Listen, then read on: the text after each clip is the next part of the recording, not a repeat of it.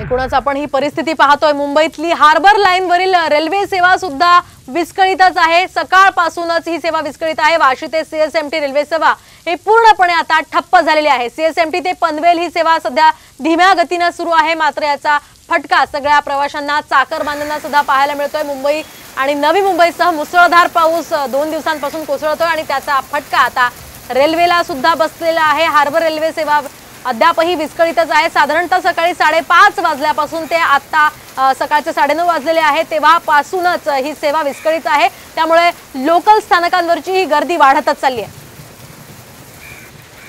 तर आपण पाहतोय ही वाशी ते सीएसएमटी रेल्वे सेवा जी आहे ती पूर्णपणे ठप्प झालेली आहे। साधारणतः सीएसएमटी ते पनवेल रेल्वे सेवा ही धीम्या गतीने सुरू आहे, मात्र बराच वेळ त्या ठिकाणी सीएसएमटीला पोहोचण्यासाठी लागतो आहे।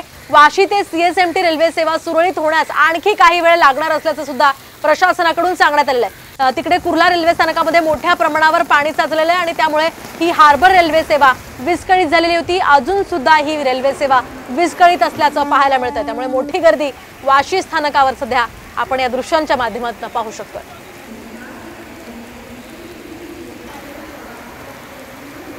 आपण पाहतोय मुंबईसह नवी मुंबईमध्ये मुसळधार पाऊस सुरू आहे आणि या मुसळधार पावसामुळे अनेक ठिकाणी पाणी साचलेलं आहे। विशेषतः रेल्वे रुळांवर पाणी साचलेलं आहे।